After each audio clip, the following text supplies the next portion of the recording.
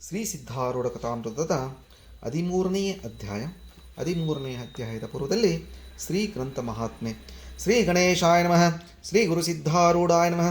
4 ವೇದ, 6 ಶಾಸ್ತ್ರ, 18 ಪುರಾಣ, 28 ದಿವ್ಯ ಆಗಮಗಳ ಸರ್ವಸಾರಭೂತವಾದ ಶ್ರೀ ಸಿದ್ಧ ಪುರುಷನ ಈ ಪವಿತ್ರವಾದ ಚರಿತ್ರೆಯನ್ನು ನಿತ್ಯವೂ ಶ್ರದ್ಧೆಯಿಂದ ಓದುವ, ಕೇಳುವ, ಪೂಜಿಸುವ ಸರ್ವಭಕ್ತರಿಗೆ ಧರ್ಮ, ಅರ್ಥ, ಕಾಮ, ಮೋಕ್ಷಗಳು ಸಿದ್ಧಿಸುವವು. ಸರ್ವ ಕಷ್ಟ ನಷ್ಟಗಳು, ಸರ್ವ ಪಾಪತಾಪಗಳು, ಚೋರ, ವೈರಿ, ವಿಷಭೂತಾದಿ ಭೀತಿಗಳು ಬಯಲಾಗಿ ಸರ್ವದಾ ಸಕಲ ಸನ್ಮಂಗಳಿಂದ ಕೂಡಿದ ಸುಖ ಸೌಭಾಗ್ಯಗಳು ಒದಗಿ ಬರುವವು. ಶ್ರೀ ಸಿದ್ಧ ಸದ್ಗುರುವಿನ ಕೃಪಾಪೂರ್ವಕ ಶ್ರವಣ ಮಾಡುವುದರಿಂದ ಶಾಂತಿ, ದಾಂತಿ, ವಿವೇಕ, ಜ್ಞಾನ, ಸದ್ಭಕ್ತಿಗಳು ಸಂಪ್ರಾಪ್ತವಾಗುವವು. ಈ ಗ್ರಂಥವನ್ನು ತನ್ನ ಇಷ್ಟ ದೇವತಾ ಮಂತ್ರದೊಡನೆ ಗಂಧ, ಅಕ್ಷತಾ, ಧೂಪ, ದೀಪ, ನೈವೇದ್ಯಗಳಿಂದ ಪೂಜಿಸಿ ಪ್ರತಿ ಅಧ್ಯಾಯದ ಪ್ರಾರಂಭದಲ್ಲಿ ಗ್ರಂಥ ಮಹಿಮೆಯನ್ನು ಪಠಿಸಿ ಸ್ಮರಿಸಿ ನಂತರ ಪಾರಾಯಣ ಮಾಡಿ ಮಂಗಳ, ವಿಭೂತಿ, ಪ್ರಸಾದಗಳನ್ನು ಭಕ್ತಿಯಿಂದ ಸ್ವೀಕರಿಸುವುದು ಶಿಷ್ಟರ ಸಂಪ್ರದಾಯವಾಗಿದೆ. ಇತಿ ಗ್ರಂಥ ಮಹಾತ್ಮೆ ಸಮಾಪ್ತಿ. ಓಂ ತತ್ಸ. ಭವಜಲದಿಯೊಳು ತಳಮಳಿಸುತಿಹರನ್ನು ಗುರು ತಾರಿಸುವನು. ಪವನ ವಿಜಯ ಮನೋಜಯಾದಿಗಳಿಲ್ಲದಲೆ ಅನುಗ್ರಹಿಸುವನು. ಶ್ರವಣ ಮಾಡಿ ಚರಿತ್ರವನು ಗುರುನಾಮ ಯಾವನು ನುಡಿವನು.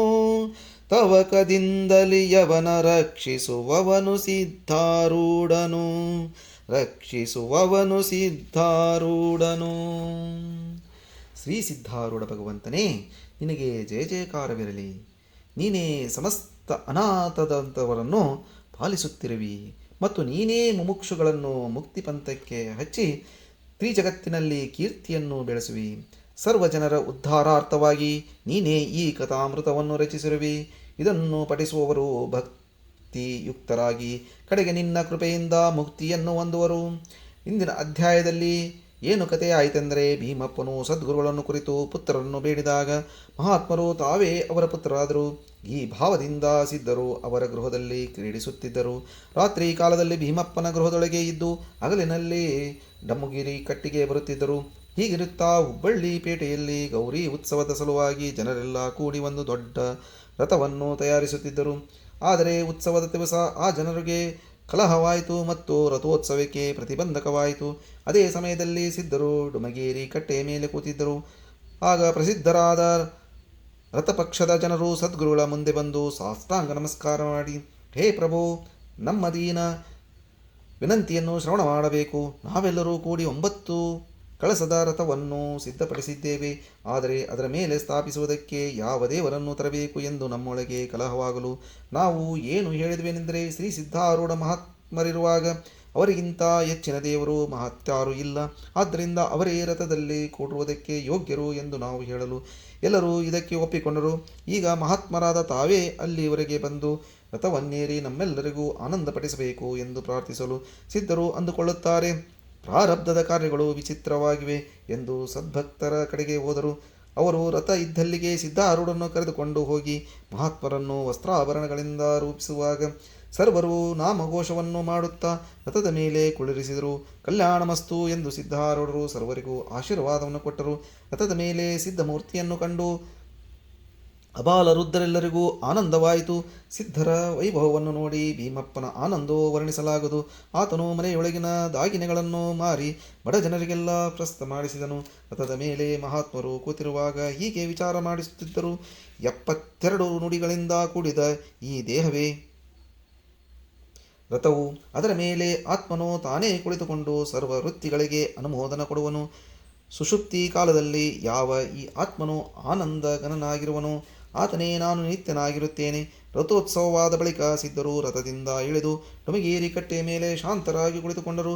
ಅಂದಿನಿಂದ ಜನರು ಆಗಾಗ ಬಂದು ಸಿದ್ಧರನ್ನು ಪೂಜಿಸುತ್ತಿದ್ದರು ಮತ್ತು ಅಪಾರ ದ್ರವ್ಯಗಳನ್ನು ಖರ್ಚು ಮಾಡಿ ಸಮಾರಾಧನೆಗಳನ್ನು ಮಾಡಿಸುತ್ತಿದ್ದರು. ಯಾವ ಸಿದ್ಧಾನಂದ ಸಮಾಧಿ ಸ್ಥಾನದಲ್ಲಿ ಸಿದ್ಧಗುರುಗಳು ಇರುತ್ತಿದ್ದರು, ಅಲ್ಲಿಗೆ ಅವರನ್ನು ಪೂಜಿಸಲಿಕ್ಕೆ ಬಹುಜನ ಬಂದು ಭೋಜನಾದಿಗಳನ್ನು ಮಾಡಿಸುತ್ತಿದ್ದರು. ಅವರ ದಿಶೆಯಿಂದ ಕಾರಡಗಿ ಮಲ್ಲಪ್ಪ, ಶಿರುಗುಪ್ಪಿ, ಹುಂಬಣ್ಣ ಎಂಬ ಸದ್ಗುರುಗಳ ಪ್ರೀತಿಗೆ ಪಾತ್ರರಾದ ಗೃಹಸ್ಥರು ಆ ಸ್ಥಾನದಲ್ಲಿ 2 ದೊಡ್ಡ ಧರ್ಮಶಾಲೆಗಳನ್ನು ಕಟ್ಟಿಸಿದರು ಮತ್ತು ನೀರಿಗಾಗಿ ಒಂದು ಬಾವಿಯನ್ನು ಕಟ್ಟಿಸಿದರು. ಈ ಪ್ರಕಾರ ಮನೋಹರವಾದ ಸಿದ್ಧಾಶ್ರಮವು ಈ ಸ್ಥಾನದಲ್ಲಿ ರಚಿಸಲ್ಪಟ್ಟಿತು. ದೇಶದಲ್ಲಿ ಕ್ಷಾಮಕಾಲವು ಬಂದಾಗ ಬಹಳ ಜನರು ಕ್ಷುತ್ಪೀಡಿತರಾಗಿದ್ದರಿಂದ ಸಿದ್ಧಾರೂಢರ ಭಕ್ತರೆಲ್ಲರೂ ಕೂಡಿ ಆನಂದದಿಂದ ಆ ಜನರಿಗೆ ಊಟ ಮಾಡಿಸಿದರು. ಇದಕ್ಕೋಸ್ಕರ ಸಿದ್ಧಾರೂಢರು ಆ ಭಕ್ತರನ್ನು ಕುರಿತು, ನೀವು ಬಡ ಜನರಿಗೆಲ್ಲ ತೃಪ್ತಿ ಮಾಡಿದಿರಿ, ಆದ್ದರಿಂದ ನಮಗೆ ಬಹಳ ಆನಂದವಾಯಿತು. ಅನ್ನಪೂರ್ಣ ದೇವಿಯ ಕೃಪೆಯಿಂದಲೂ ದೀನ ಜನರ ಆಶೀರ್ವಾದದಿಂದಲೂ ನಿಮಗೆಲ್ಲ ಆನಂದ ಮುಕ್ತಿಯಾಗುವುದು ಎಂದು ಮತ್ತು ದೇಹಾವಸನ ಕಾಲದಲ್ಲಿ ವಿದೇಹ ಮುಕ್ತಿಯು ಪ್ರಾಪ್ತಿಯಾಗುವುದು ಎಂದರು. ಕಾರ್ತಿಕ ಶುದ್ಧ ಪೂರ್ಣಿಮೆ ದಿವಸ ಒಂಬಪ್ಪನೆಂಬ ಸಾಹುಕಾರನು ಸಿದ್ಧಾಶ್ರಮದಲ್ಲಿ ಬಡ ಜನರಿಗೆ ಬಹು ಆದರದಿಂದ ಅನ್ನಪಾನವನ್ನು ಕೊಟ್ಟು ಸದ್ಗುರುಗಳನ್ನು ಸಂತೋಷಪಡಿಸಿದನು. ಆ ದಿನ ಸರ್ವರಿಗೂ ಅಪಾರವಾದ ಆನಂದವಾಯಿತು ಮತ್ತು ಸರ್ವರೂ ಕೂಡಿ ಇದೇ ಪ್ರಕಾರ ಪ್ರತಿ ವರ್ಷವೂ ಪ್ರಸ್ತ ಮಾಡಿಸಬೇಕೆಂದು ನಿಶ್ಚಯಿಸಿದರು ಮತ್ತು ಆ ದಿನದ ಆನಂದ ಸಂಪೂರ್ಣ ಮಾಡುವುದಕ್ಕೆ ಸದ್ಗುರುಗಳ ರಥೋತ್ಸವ ಮತ್ತು ಮಂಟಪ ಪೂಜಾ ವಿಧಾನ ನಡೆಸಬೇಕೆಂತಲೂ ನಿರ್ಣಯ ಮಾಡಿದರು. ಕೆಲವು ವರ್ಷಗಳವರೆಗೆ ಇದೇ ಪ್ರಕಾರ ನಡೆಸಿದರು. ಆಮೇಲೆ ಭಕ್ತ ಜನರೆಲ್ಲರೂ ಇದೇ ಉತ್ಸವವು ಶಿವರಾತ್ರಿಗೆ ಮಾಡಬೇಕೆಂದು ನಿರ್ಣಯಿಸಿದ ಪ್ರಕಾರ ಅಂದಿನಿಂದ ಶಿವರಾತ್ರಿಯ ಮಹೋತ್ಸವವೇ ಪ್ರಸಿದ್ಧಿಯಾಯಿತು. ಆ ಪುಣ್ಯಕಾಲದ ಮಹೋತ್ಸವವನ್ನು ನೋಡಲಿಕ್ಕೆ ದೂರ ದೂರ ದೇಶದ ಜನರು ಬರುವಂತರಾದರು. ಈ ಉತ್ಸವ ಕಾಲದಲ್ಲಿ 7 ದಿವಸ ಪರ್ಯಂತ ಪಂಚಾಕ್ಷರಿ ಮಂತ್ರಘೋಷವು ರಾತ್ರಿ ಹಗಲು ನಡೆಯುತ್ತಿರುವುದು. ಪ್ರಾತಃ ಕಾಲದಲ್ಲಿ ಸದ್ಗುರುನಾಥರು ಮಂಟಪದಲ್ಲಿ ಉಚ್ಚಾಸನದ ಮೇಲೆ ಕೂತುಕೊಂಡಿದ್ದು ಸ್ವಮುಖದಿಂದ ವೇದಾಂತ ವಿಷಯಗಳನ್ನು ನಿರೂಪಿಸುವರು. ಅದನ್ನು ಕೇಳಿದವರಿಗೆ ಅಮೃತವು ತುಚ್ಛವೆನಿಸುವುದು. ಅನಂತರ 4 ತಾಸು ಹೊತ್ತು ಬಂದ ಮೇಲೆ ಸರ್ವ ವರ್ಣದ ಜನರಿಗೆ ವರ್ಣೋಚಿತರಾಗಿ ಭೋಜನ ಸಮಾರಂಭಗಳು ಅಲ್ಲಲ್ಲಿ ನಡೆಯುತ್ತವೆ. ಬಡ ಅನಾಥ ಜನರಿಗೆ ಮುಖ್ಯವಾಗಿ ಕರೆದು ಊಟ ಮಾಡಿಸುತ್ತಾರೆ. ಅಪರಾಹ್ನದಲ್ಲಿ ಕೀರ್ತನ, ಗಾಯನ, ಭಜನ ಮತ್ತು ವೇದಾಂತ ಅಥವಾ ಭಕ್ತಿಪರ ವ್ಯಾಖ್ಯಾನ ಸದ್ಗುರುಗಳ ಸನ್ನಿಧಿಯಲ್ಲಿ ನಡೆಯುತ್ತವೆ. ಈ ಉತ್ಸವ ಕಾಲದಲ್ಲಿ ನಿತ್ಯ ಪ್ರದೋಷ ಕಾಲದಲ್ಲಿ ದಿವ್ಯ ಮಂಟಪದಲ್ಲಿ ಸದ್ಗುರುಗಳನ್ನು ಕೊಳ್ಳಿರಿಸಿ ಬಹುವೈಭವದಿಂದ ಪೂಜೆಯನ್ನು ಮಾಡುತ್ತಾರೆ. ಆ ಸಮಯದಲ್ಲಿ ಲಕ್ಷಾವಧಿ ಜನರು ನಾಮಘೋಷ ಮಾಡಿ ತಮ್ಮ ಅತ್ಯಾನಂದವನ್ನು ಪ್ರದರ್ಶನ ಮಾಡುವರು. ಈ ಪ್ರಕಾರ 7 ದಿನ ಉತ್ಸವ ನಡೆಯುವುದು. ಅಂತ್ಯದಿನ ಸದ್ಗುರುಗಳನ್ನು ರಥಾರೋಹಣ ಮಾಡಿಸಿ ಬಹು ಆನಂದದಿಂದ ರಸ್ತೆಯ ಮೇಲೆ ಮೆರೆಯುತ್ತಾರೆ. ಆ ದಿನದ ಆನಂದವು ಅವರ್ಣನೀಯವಾದದ್ದು. ಯಾವಾತನ ಪುಣ್ಯವು ಅಗಣಿತವಾಗಿರುವುದೋ ಆತನಿಗೇನೆ ಈ ಉತ್ಸವ ನೋಡುವ ಭಾಗ್ಯ ದೊರೆಯುವುದು. ಈ ಸಮಯದಲ್ಲಿ ಯಾವಾತನಿಗೆ ಸದ್ಗುರು ದರ್ಶನವಾಗುವುದೋ ಆತನು ಈ ಜನ್ಮದಲ್ಲಿಯೇ ಜೀವನ್ಮುಕ್ತನಾಗುವನು. ಯಾವ ಸಿದ್ಧ ಸದ್ಗುರು ಶಿಷ್ಯನ ವೃತ್ತಾಪಹರಕನಾಗಿಯೂ ಭವಸಿಂಧು ತಾರಕನಾಗಿಯೂ ಜ್ಞಾನಿಯೊಳಗೆ ನಾಯಕನಾಗಿಯೂ ಇರುವನು, ಆತನು ಮುಮುಕ್ಷು ಜನರಿಗೆ ಪ್ರತಿ ಕಾಲಕಾಲಿಯೂ ಇರುವನು. ನದಿಯು ಯಾವ ಸ್ಥಾನದಲ್ಲಿ ಉಗಮವಾದರೂ ಸಮುದ್ರವನ್ನೇ ಹೇಗೆ ಶೋಧಿಸಿಕೊಂಡು ಹೋಗುವುದೋ ಹಾಗೆ ಲೋಕದ ಮುಮುಕ್ಷು ಜನರೆಲ್ಲರೂ ಸಿದ್ಧ ಚರಣಗಳನ್ನು ಹುಡುಕುತ್ತಾ ಬಂದು ಇಲ್ಲಿ ಶಾಂತಿಯನ್ನು ಹೊಂದುವರು. ಈ ಪ್ರಕಾರ ಶ್ರೀ ಅಖಂಡ ಸಚ್ಚಿದಾನಂದ ಸ್ವರೂಪಿಗಳಾದ ಸಿದ್ಧಾರೂಢ ಸದ್ಗುರುನಾಥರು ಸಿದ್ಧಾಶ್ರಮದಲ್ಲಿ ವಿರಾಜಮಾನರಾಗಿರುತ್ತಿದ್ದರು. ಆಗ ಒಬ್ಬ ಬಾಲಕನು ಸಂಸಾರದೊಳಗೆ ಬಹು ದುಃಖದಿಂದ ಪೀಡಿತನಾಗಿ ತನ್ನ ಮನಸ್ಸಿನಲ್ಲಿ ಹೀಗೆ ಅಂದುಕೊಳ್ಳುತ್ತಾನಲ್ಲ, ಈ ನನ್ನ ವೃತ್ತಾಪವನ್ನು ಸದ್ಗುರುನಾಥನ ಹೊರತು ಮತ್ತಾರು ಪರಿಹರಿಸಲಾರರು ಎಂದು ಸದ್ಗುರುಗಳನ್ನು ಶೋಧನೆ ಮಾಡುತ್ತಾ ಕಡೆಗೆ ಸಿದ್ಧಾರೂಢರ ಕೀರ್ತಿಯನ್ನು ಕೇಳಿ ಈ ಸ್ಥಾನಕ್ಕೆ ಬಂದನು. ದೂರದಿಂದ ಆ ಬಾಲಕನು ಸದ್ಗುರುನಾಥರನ್ನು ನೋಡಿದಾಕ್ಷಣ ಸಾಷ್ಟಾಂಗ ನಮಸ್ಕಾರ ಮಾಡಿ ದೀನಭಾವದಿಂದ ಕೈ ಜೋಡಿಸಿ ಸಮೀಪ ಬಂದು ಸಮ್ಮುಖದಲ್ಲಿ ನಿಂತುಕೊಂಡನು ಮತ್ತು ಅಷ್ಟಭಾವಯುಕ್ತನಾಗಿ, ಹೇ ಪರಶಿವಮೂರ್ತಿಯಾದ ಗುರುರಾಯನೇ, ದೀನರಾದ ನನ್ನ ಮೇಲೆ ದಯಮಾಡು. ಅನಾಯಾಸದಿಂದ ವೃತ್ತಾಪವನ್ನು ಹರಣ ಮಾಡಲಿಕ್ಕೆ ನೀನು ಸಮರ್ಪಿಸಿದ್ದಿ ಎಂದು ಪ್ರಾರ್ಥಿಸಲು ಈತನು ಶುದ್ಧ ಅಧಿಕಾರಿ ಇದ್ದಾನೋ ಇಲ್ಲವೋ ಪರೀಕ್ಷಿಸೋಣ ಎಂದು ಆತನಿಗೆ ಸದ್ಗುರುಗಳು ಉದಾಸೀನ ಮಾಡಿಬಿಟ್ಟರು. ವಿವೇಕಾದಿ ಸಾಧನ ಸಂಪನ್ನರಾದ ಆ ಬಾಲಕನು ತಾನು ಅಧಿಕಾರಿಯಲ್ಲವೆಂದು ಗುರುಗಳು ತನ್ನನ್ನು ನಿರಾಕರಣ ಮಾಡಿದವರಂತೆ ತಿಳಿದುಕೊಂಡನು. ಹಾಗೆ ರೂಪ ನೋಡಲಿಕ್ಕೆ ನೇತ್ರ ಕಾರಣವೋ ಹಾಗೆ ಗುರುಕೃಪೆ ಪಡೆಯಲಿಕ್ಕೆ ಗುರುಸೇವೆಯೇ ಕಾರಣವೆಂದು ತಿಳಿದು ಆ ಬಾಲಕನು ಸದ್ಗುರು ಸೇವೆ ಮಾಡುವುದರಲ್ಲಿ ಪ್ರವರ್ತನಾದನು. ದೇಹದಲ್ಲಿ ಪೂರ್ಣ ನಿರಭಿಮಾನಿಯಾಗಿ ಆ ಹುಡುಗನು ಸೇವಾ ಮಾಡುತ್ತಿರುವಾಗ ಗುರುಗಳು ಅವನ ಶ್ರದ್ಧೆಯ ದುರತೆ ನೋಡುವುದಕ್ಕೆ ಒಮ್ಮೊಮ್ಮೆ ಅನ್ನ ಸಹ ಆತನಿಗೆ ಕೊಡುತ್ತಿದ್ದಿಲ್ಲ. ಆದರೂ ಆ ಬಾಲಕನು ಪೂರ್ಣ ಸದ್ಭಕ್ತಿಯಿಂದ ಗುರು ಸೇವೆಯಲ್ಲಿ ತತ್ಪರನಿದ್ದನು. ಸಿದ್ಧ ಸದ್ಗುರುಗಳು ಆತನ ಸ್ಥೈರ್ಯವನ್ನು ನೋಡಿ ಪ್ರೀತಿಯಿಂದ ಆತನಿಗೆ ಕಬೀರನೆಂದು ಹೆಸರು ಕೊಟ್ಟರು. ಒಮ್ಮೆ ಸಿದ್ಧಾರೂಢ ಗುರುಗಳು ಕಬೀರನನ್ನು ಕರೆದು ಕೂಡಲಿಕ್ಕೆ ಹೇಳಲು ಆತನು ಗುರುಚರಣಗಳಲ್ಲಿ ಶಿರವನ್ನಿಟ್ಟು ಎದ್ದು ನಿಂತನು. ಕೈ ಜೋಡಿಸಿಕೊಂಡು ದೈನ್ಯಭಾವದಿಂದ ನಿಂತಿರುವ ಕಬೀರದಾಸನನ್ನು ಕಂಡು ಆತನ ದೃಢತೆ ನೋಡುವುದಕ್ಕೋಸ್ಕರ ಕೇಳುತ್ತಾರೆ. ಜ್ಞಾನದಿಂದ ಸಾಧ್ಯವಾಗುವ ಮೋಕ್ಷ ಸಂಪಾದನೆಗೆ ವಿವೇಕ ಒಂದೇ ಸಾಕು. ಇದಕ್ಕೆ ಮುಮುಕ್ಷು ಇತರ ಸಾಧನೆಗಳನ್ನು ಏಕೆ ಮಾಡಬೇಕು? ಅದಕ್ಕೆ ಕಬೀರದಾಸನು ವೈರಾಗ್ಯವಿಲ್ಲದೆ ವಿವೇಕ ನಿಲ್ಲಲಾರದು ಅಂದನು. ಆಗ ಸದ್ಗುರುಗಳು ಇವೆರಡೇ ಸಾಕು, ಹೆಚ್ಚಿನ ಸಾಧನೆ ಯಾಕೆ ಎಂದು ಕೇಳಲು ಕಬೀರನು, ಶಮಾಧಿ ಸಾಧನಗಳಿಂದ ವೈರಾಗ್ಯವು ಸ್ಥಿರವಾಗುವುದು, ಇಂದ್ರಿಯ ನಿಗ್ರಹದಿಂದ ಮನೋಜಯವು ಸಿದ್ಧಿಸುವುದರಿಂದ ಶಮೆಗೆ ದಯವೇ ಸಹಾಯವಾಗಬೇಕೆಂದು ಹೀಗೆ ಷಟ್ಸಾಧನಗಳು ಒಂದಕ್ಕೊಂದು ಸಹಾಯವಾಗುವುದರಿಂದ ಅವೆಲ್ಲ ಅವಶ್ಯವಿರುವವು ಎಂದು ನುಡಿದರು. ಇದನ್ನು ಕೇಳಿ ಸದ್ಗುರುನಾಥರು ಈತನ ವಾಣಿಗೆ ತಕ್ಕ ಭಾವ ಇದೆಯೋ ನೋಡೋಣ ಅಂದುಕೊಂಡು, ಎಲೈ ಸುಜ್ಞಾನಿಯೇ ಕೇಳು, ಈ ಸಾಧನಗಳಿಂದ ಜೀವನಿಗೆ ಮರಣವೇ ಆಗುವುದು. ಇದನ್ನು ನೀನು ಸರ್ವತಾ ಬಿಟ್ಟುಬಿಡು. ನಿನ್ನ ಸುಖದೆಶೆಯಿಂದ ನಾನು ಹೇಳುವೆನು ಎಂದು ಕೇಳಲು, ಯಾಮಳ ಶಾಸ್ತ್ರದಲ್ಲಿ ವೈಶ್ಯಕರನಾದ ವಿಶೇಷ ಸಿದ್ಧಿಗಳು ಹೇಳಿರುತ್ತವೆ.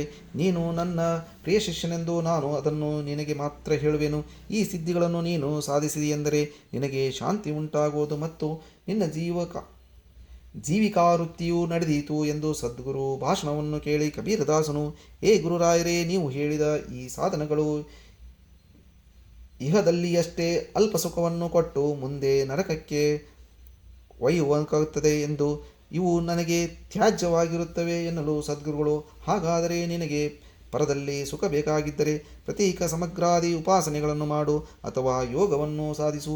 ಇವುಗಳಿಂದ ಮುಂದೆ ಉತ್ತಮ ಲೋಕಗಳು ಪ್ರಾಪ್ತವಾಗುವವು ಅಂದರು. ಅದಕ್ಕೆ ಕಬೀರನು, ಗುರುರಾಯರೇ ಕೇಳಿರಿ, ಕರ್ಮಕ್ಷಯವಾದ ಕೂಡಲೇ ಈ ಲೋಕಗಳಿಂದ ಜೀವನು ಪತನವಾಗುವುದು.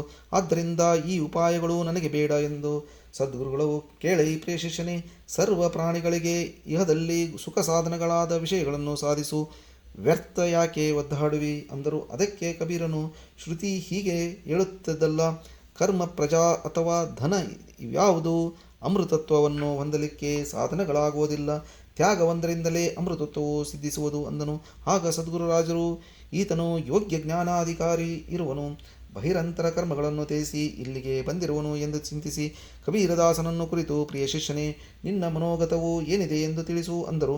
ಆಗ ಕಬೀರದಾಸನು, ಏ ಗುರುರಾಯರೇ, ನನ್ನ ಮನಸ್ಸಿನಲ್ಲಿ ಒಂದು ಸಂಶಯವಿರುವುದು. ಅದನ್ನು ತಾವು ಕೃಪೆ ಮಾಡಿ ನಿರಸನ ಮಾಡಬೇಕು. ಅದೇನೆಂದರೆ, ಈಶಾವಾಸ್ಯೋಪನಿಷತ್ತು ಕರ್ಮಪರವೋ ಅಥವಾ ಜ್ಞಾನಪರವೋ ಎಂದು ಕೇಳಲು ಸಿದ್ಧ ಸದ್ಗುರುನಾಥರು ಈಶಾವಾಸ್ಯೋಪನಿಷತ್ತನ್ನು ಸಂಪೂರ್ಣವಾಗಿ ವಿವರಿಸಿ ಹೇಳಿದರು. ಇದರಿಂದ ಕಬೀರನ ಸಂಶಯವೆಲ್ಲ ಪರಿಹಾರವಾಗಿ ಆತನ ಹೃದಯವು ಆನಂದಭರಿತವಾಗಿ ಕಬೀರನು ಅಂದದ್ದೇನೆಂದರೆ, ಇವತ್ತು ನಾನು ಧನ್ಯನಾದೆನು. ನನ್ನದು ಬಹುಪೂರ್ವ ಪುಣ್ಯವಿತ್ತೆಂದು ನನಗೆ ಸದ್ಗುರು ದರ್ಶನವಾಗಿ ಮನಸ್ಸಿಗೆ ಸಂಶಯಗಳೆಲ್ಲ ಪರಿಹಾರವಾದವು ಮತ್ತು ಪೂರ್ಣ ಜ್ಞಾನ ಸಂಪಾದನೆ ಮಾಡಿಕೊಂಡೆನು. ಈಗ ಗುರುದಕ್ಷಿಣೆ ಕೊಡುವುದಾದೆಂದರೆ ನಿಮ್ಮ ಚರಿತ್ರವನ್ನು ವರ್ಣಿಸುವೆನು. ಅದನ್ನು ಶ್ರವಣ ಮಾಡುವುದರಿಂದ ಜನರೆಲ್ಲ ಉದ್ಧಾರರಾಗುವರು. ಇದನ್ನು ಕುರಿತು ತಮ್ಮ ಆಜ್ಞೆಯಾಗಬೇಕೆಂದು ಪ್ರಾರ್ಥಿಸಿದನು. ಸದ್ಗುರು ಆಗ ಆನಂದದಿಂದ ಕಬೀರನನ್ನು ಅಪ್ಪಿಕೊಂಡು ಇಬ್ಬರಿಗೂ ಪ್ರೇಮಾಶ್ರುಗಳು ನಡೆದವು. ಆಮೇಲೆ ಸದ್ಗುರು ಸವಿಸ್ತರ ಚರಿತ್ರವನ್ನು ಬರೆಯಲಿಕ್ಕೆ ಕಬೀರನಿಗೆ ಆಜ್ಞೆಯನ್ನಿತ್ತರು. ಸದ್ಗುರು ಅತಿ ಪ್ರಿಯ ಶಿಷ್ಯರಾದ ಕಬೀರದಾಸರು ಈ ಪೂರ್ವಾರ್ಧ ಗ್ರಂಥವನ್ನು ಕನ್ನಡ ಭಾಷೆಯಲ್ಲಿ ರಚಿಸಿದರು. ಅದೇ ಚರಿತ್ರವು ಆ ಸದ್ಗುರುಗಳ ಆಜ್ಞೆಯನ್ನು ಪಡೆದುಕೊಂಡು ಉತ್ತರಾರ್ಧ ಚರಿತ್ರಕ್ಕೆ ಜೋಡಿಸುವ ಉದ್ದೇಶವಾಗಿ ಇಲ್ಲಿ ಪುನಃ ಬರೆಯಲ್ಪಟ್ಟಿದೆ. ಇದನ್ನು ಬರೆಯುವವನು ಆ ಸದ್ಗುರುನಾಥನೇ ಹೊರತು ಅಜ್ಞನಾಗಿಯೂ ಮಂದಮತಿಯಾಗಿಯೂ ಇರುವ ನನ್ನಿಂದ ಏನಾದೀತು? ನನ್ನನ್ನು ನಿಮಿತ್ತ ಮಾತ್ರ ಮಾಡಿರುವನು. ಇಲ್ಲಿಗೆ ಪೂರ್ವಾರ್ಧ ಸಮಾಪ್ತವಾಯಿತು. ಇದು ಪೂರ್ಣ ಜ್ಞಾನಭರಿತವಾಗಿರುವುದರಿಂದ ಇದರ ಶ್ರವಣ ಮಾತ್ರದಿಂದ ಮುಮುಕ್ಷುಗಳಿಗೆ ಜ್ಞಾನ ಸಿದ್ಧಿಸುವುದು ಎಂದು ಸದ್ಗುರುಗಳು ಈ ಗ್ರಂಥಕ್ಕೆ ವರಪ್ರದಾನ ಕೊಟ್ಟಿರುವರು. ಮುಂದೆ ಸುರಸವಾದ ಉತ್ತರಾರ್ಧ ಗ್ರಂಥವು ಆರಂಭವಾಗುವುದು.